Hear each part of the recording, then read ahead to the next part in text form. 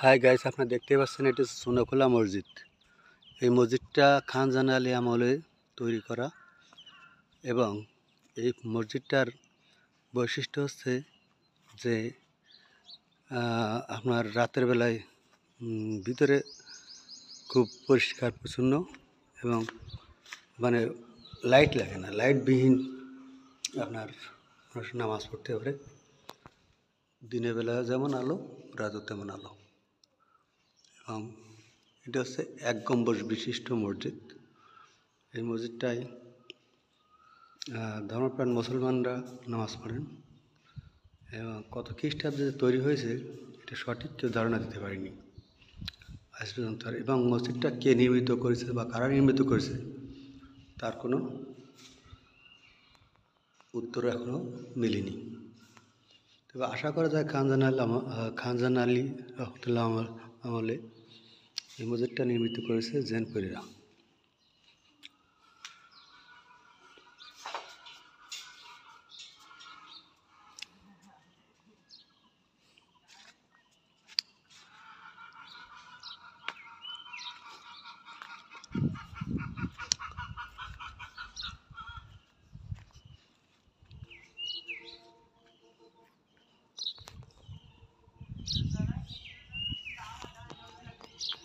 দেখতে হুবহু ৬০ গম্বুজ মসজিদের ডিজাইন করা।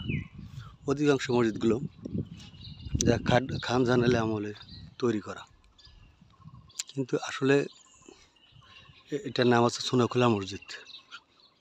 এটা একটা বিলের ভিতর মসজিদটা দেখতে পাচ্ছেন না, বিলের ভিতর মসজিদটা। এবং দেখতে পাচ্ছেন যে ছাগল গরু এর ভিতরে যায় সে আসছে এবং অক্ষত অবস্থায় পড়ে আছে এই মসজিদটি।